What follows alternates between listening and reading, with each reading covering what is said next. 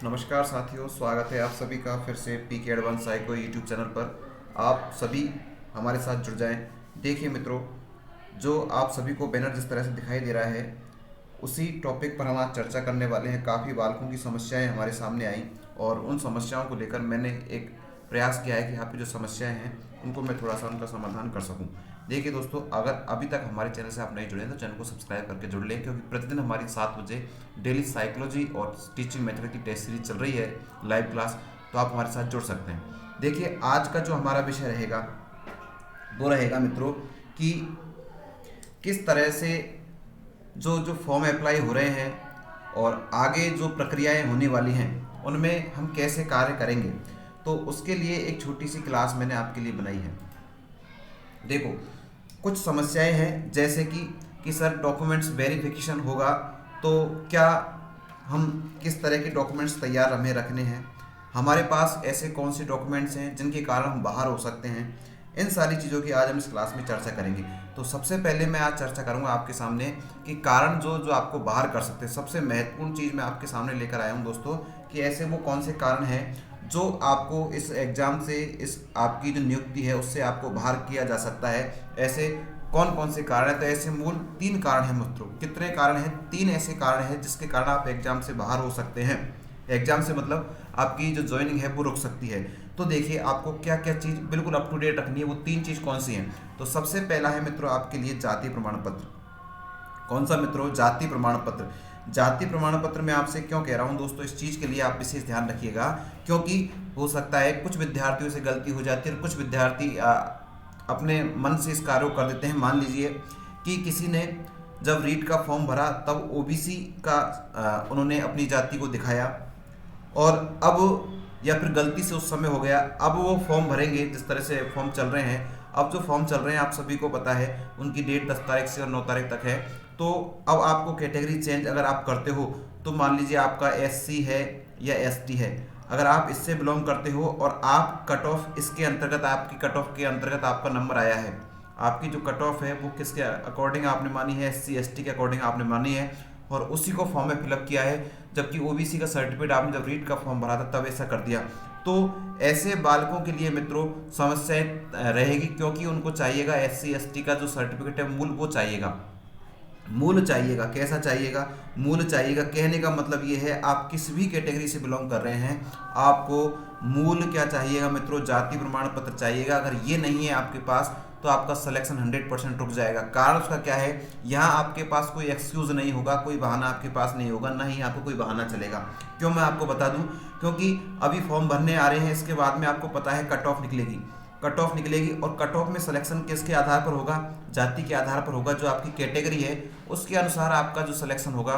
तो निश्चित रूप से अगर आपके पास जाति प्रमाण पत्र से संबंधित कोई भी आपको असमंजस है, आपके पास कुछ ना कुछ थोड़ा सा लग रहा है कि यार ये गलती हमसे हो सकती है, कहीं वहाँ जाकर हम नहीं रुक जाए, तो आप पहले ही इस गलती को आप सुधार लें और अपना जो मूल जो जाति प्रमाण पत्र है उसको अप टू डेट करें और 9 फरवरी से पहले पहले का ये कार्य आप बिल्कुल कंप्लीट कर लें। तो सबसे पहली जो समस्या है, सबसे विकट समस्या है, वो है जाति प्रमाण पत्र की। इसके साथ में और भी मैं आपको बता दूं, जैसे जो महिला विधवा है, परित्यक्ता है,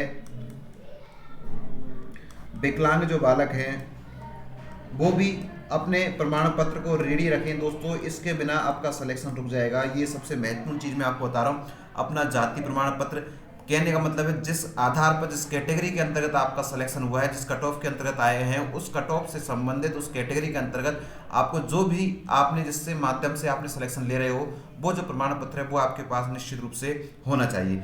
ये था पहला पॉइंट। तो 3 कारणों में से पहला पॉइंट आप समझ होंगे, आपको सबसे पहले जाति प्रमाण पत्र बिल्कुल अप टू डेट रखना है। जो इस कैटेगरी के अंतर्गत आ रहे हैं, विधवा, परित्यक्ता, विकलांग, अगर ये हैं तो इनके पास जो भी उचित मापदंड का जो प्रमाण पत्र है वो होना आवश्यक है, नहीं तो आपको बिल्कुल बाहर कर दिया जाएगा, कोई एक्सक्यूज आपका नहीं होगा।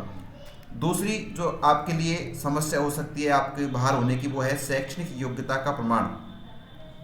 देखिए मित्रों, ये जो शैक्षणिक योग्यता है, हो सकता है आपका 10th का भी हो सकता है, 12th का भी हो सकता है, बीए का भी हो सकता है, बीएड का भी हो सकता है, जो L1 से है वो एसटीसी का भी हो सकता है।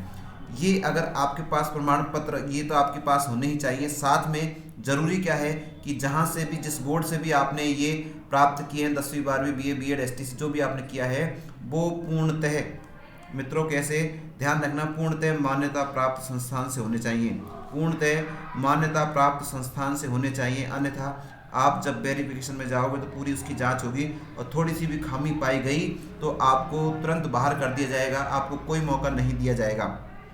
ओरिजिनल ये आपके पास होने चाहिए उस समय, ध्यान रखना है। ओरिजिनल ये आपके पास अंक तालिका भी होनी चाहिए, डिग्री भी आपकी होनी चाहिए। ये सारी चीज़ों का आप विशेष रूप से ध्यान रखें। आरबीएससी से अगर आपने किया है, राजस्थान बोर्ड से अगर आपने किया है तो आपको बिल्कुल टेंशन नहीं लेनी है। लेकिन आपने कहीं अदर स्टेट से कर लिया है, अदर स्टेट से कर लिया है तो आप वहाँ की जो यूनिवर्सिटी है या जहाँ का जो बोर्ड है उसकी मान्यता है या नहीं, आप पहले उसका निर्धारण कर लें। नहीं तो आप वेरिफिकेशन के समय अगर आपकी कोई त्रुटि पाई गई तो आप पूर्णतः बिल्कुल बाहर हो जाओगे, आपको रास्ता दिखाया जाएगा बाहर जाने का कि आप सिलेक्शन के हकदार नहीं हैं, दूसरे विद्यार्थियों को आपकी जगह जगह दे दी जाएगी। तो सबसे दूसरी जो विशेषता है वो कौन सी है, शैक्षणिक योग्यता प्रमाण पत्र आपके पास मूल होना चाहिए, मान्यता प्राप्त विश्वविद्यालय बोर्ड का होना चाहिए, अन्यथा आपका सिलेक्शन रुक सकता है। ठीक है। तीसरी जो आपका जो कारण हो सकता है आपको बाहर करने का वो है अन्य राज्य से प्राप्त अमान्य डिग्री। अर्थात बहुत से विद्यार्थी ऐसे हैं जो शिक्षक बनने के लिए किसी भी जॉब को प्राप्त करने के लिए शीघ्रता से जहाँ से जैसे भी उनकी व्यवस्था बनती है वो डिग्री प्राप्त कर लेते हैं। और डिग्री भी कैसे आपको पता है कि एग्ज़ाम भी वो नहीं देते, क्या देते हैं वो एग्ज़ाम की जगह देते हैं पैसे, एग्ज़ाम की जगह क्या देते हैं पैसे, और उनके पास आ जाता है प्रमाण पत्र, उनके पास क्या आ जाता है प्रमाण पत्र। अब वो ये भी नहीं देखते कि हमारा जो प्रमाण पत्र है वो मान्य है या अमान्य है, ये आपको पहले तय कर लेना है। अन्य राज्य से अगर आपने डिग्री प्राप्त की है तो आप बिल्कुल ये सुनिश्चित हो जाएं कि आपका जो सर्टिफिकेट है वो प्रमाण पत्र जो प्रमाण है या नहीं है, मान्य है या नहीं है, इस चीज़ की आप पहले से ही सारी चीज़ें की देख लें। तो ये 3 कारण, इन तीनों के अलावा दोस्तों आपको बाहर नहीं किया जा सकता। अब कहोगे सर हमारे पास और भी समस्याएं हैं, तो मित्रों आपके पास जो समस्या है उनसे आपको डरना नहीं है। किन किन समस्याओं का समाधान हो सकता है वो मैं आपको बता दूं कि सर हमसे ये गलती हो चुकी है। तो देखिए मित्रों, अगर आपके कोई सर्टिफिकेट में कोई मार्कशीट में अगर अशुद्धि है, क्या है अशुद्धियां हैं, कोई अशुद्धियां हैं, अशुद्धियों से मतलब हो सकता है आपके माता पिता का नाम उसमें गलत हो चुका है, कोई स्पेलिंग मिस्टेक हो चुकी है, तो इनसे आपको घबराना नहीं है। प्रयास तो ये करें कि हम पहले ही इसको करेक्ट करा लें। अगर नहीं भी करा पाते हैं तो इसके लिए दोस्तों ऐसी चीज़ों के लिए जहाँ पर आपको स्पेलिंग मिस्टेक हो रही है, माता पिता का नाम कहीं पे कुमार है कहीं पर नहीं है, कहीं पर सिंह है कहीं नहीं है, कहीं एक ही जगह ई हो गया है, कहीं देवी की जगह शर्मा हो गया है, शर्मा की जगह गुप्ता हो गया है, अगर ऐसी आपकी दिक्कत आ रही है तो आपको बाहर तो बिल्कुल नहीं किया जाएगा, आपको बाहर नहीं किया जाएगा। आपसे दोस्तों एक एफिडेविट लिया जाएगा जिसमें आपको ये लिखना होगा कि मेरी अंक तालिका में ये समस्याएं हैं, ये नाम की गलतियां हैं, है ना, कुछ ना जो भी आपकी समस्या है आपकी अंक तालिकाओं में उससे संबंधित आप एक एफिडेविट दोगे तो वो आपके लिए मान्य हो जाएगा और आप समय के रहते हुए उस चीज़ को सुधरवा कर उसको वापस जमा करा देंगे। तो आपको इससे जो भी आपकी जो अशुद्धियां हैं मार्कशीट वगैरह प्रमाण पत्र वगैरह में उससे आपका सिलेक्शन नहीं रुकेगा दोस्तों, आपको सिलेक्शन उनको देना ही होगा, एफिडेविट जरूर वो आपसे लगवाएंगे। तो आपको डरना नहीं है ऐसी समस्याओं से जो छोटी समस्या है। मैंने आपको मूल 3 समस्याएं बताई हैं, जाति प्रमाण पत्र, आपका जो क्वालिफिकेशन जो आपकी मार्कशीट है वो आपके पास होनी चाहिए और अदर स्टेट से जिसने जो किया है उसकी मान्यता प्राप्त होनी चाहिए। इनके कारण आपको सिलेक्शन रोक दिया जाएगा, दूसरे को सीट दे दी जाएगी। लेकिन जो और छोटी समस्याएं हैं उनके लिए आपको बिल्कुल भी घबराना नहीं है। जैसे किसी के पास मैरिट सर्टिफिकेट नहीं है तो उसके लिए भी एफिडेविट लगा सकते हो आप। अगर आपके पास विवाह प्रमाण पत्र नहीं है, वैसे 3 दिन में बन जाता है ये, है ना, अगर फिर भी नहीं है तो आप इसके लिए भी आप क्या लगा सकते हो, एफिडेविट आप लगा सकते हो। तो इसको भी आपको ज़्यादा नहीं लेना है लेकिन पहले ही बनवाना है। मैं तो आपसे ये कहूँगा जो भी कार्य है पहले ही कर लेना है। लेकिन फिर भी कुछ विद्यार्थियों के जो कमेंट्स आते हैं कि सर ये समस्या, तो उसके आधार पर मैंने एक छोटा सा वीडियो आपके लिए बनाया। और देखिए कि और सर और भी कुछ समस्याएं हैं। देखिए अगली जो बात है कि सर ये ज्वाइनिंग जो प्रोसेस है वो कैसे होगी, कैसे कंप्लीट होगी, तो इसके बारे में आपको थोड़ा सा बता दूं। देखिए सबसे पहले आपको पता है आपकी ज्वाइनिंग प्रोसेस का, आपको पता है वर्तमान में आपके फॉर्म अप्लाई हो रहे हैं, फॉर्म अप्लाई आपके हो रहे हैं, ये आप सभी को पता है। ठीक है, इस फॉर्म अप्लाई होने के बाद में आपके लिए क्या निकाली जाएगी दोस्तों, कट ऑफ निकाली जाएगी। आपकी क्या निकाली जाएगी, कट ऑफ निकाली जाएगी। ये जो कट ऑफ है ये डबल विद्यार्थियों के लिए निकाली जाएगी, अर्थात 2 गुने विद्यार्थियों के लिए ये कट ऑफ निकाली जाएगी। ठीक है। अब 2 गुने विद्यार्थियों कट ऑफ निकल आई जाएगी, तो उसका सबका क्या होगा, वेरिफिकेशन होगा, सत्यापन होगा। प्रमाण पत्रों का क्या होगा, सत्यापन अर्थात वेरिफिकेशन होगा। तो पहले फॉर्म अप्लाई चल रहे हैं, आपकी फॉर्म की प्रक्रिया चल रही है, इसके बाद में क्या होगा, कट ऑफ निकलेगी। कट ऑफ के बाद में कट ऑफ कितने बालकों की निकलेगी, 2 गुने, अर्थात जितनी विज्ञप्ति में जो वैकेंसी उसके 2 गुने विद्यार्थियों को पास करेंगे एक कट ऑफ के अंतर्गत। और फिर उनका क्या होगा, सबका वेरिफिकेशन, दोनों जो 2 गुने पास हुए सबका वेरिफिकेशन होगा। वेरिफिकेशन होने के बाद में क्या निकलेगी दोस्तों, फाइनल कट ऑफ निकलेगी, अंतिम कट ऑफ निकलेगी। और जो इस अंतिम कट ऑफ में जो आता है उसका क्या होगा मित्रों, सिलेक्शन होगा, उसका क्या होगा, सिलेक्शन होगा। तो ये आपकी प्रक्रिया रहेगी, किसकी, ज्वाइनिंग प्रोसेस आपकी रहेगी। और मैं आपको बता दूं, ये आपकी जो प्रक्रिया है पूरी निश्चित रूप से डेफिनेट माने जुलाई से पहले पूरा काम होगा आपका ये। इसमें बिल्कुल कोताही नहीं होगी, इसमें बिल्कुल देरी नहीं होगी, क्योंकि रीट एक गवर्नमेंट के लिए एक तरह का चैलेंज हो रहा है कि बहुत सारी गड़बड़ियां आप इसमें देख रहे हो।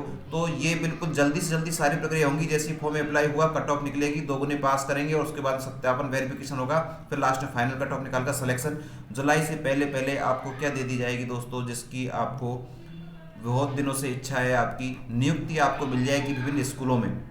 ठीक है, तो ये आपकी क्या रहेगी, ज्वाइनिंग प्रोसेस रहेगी। अब इसके बाद में एक चीज़ और है कि सर ये चीज़ हो जाएगी, लेकिन हमारा कुछ एक सवाल और है कि सर ये नॉन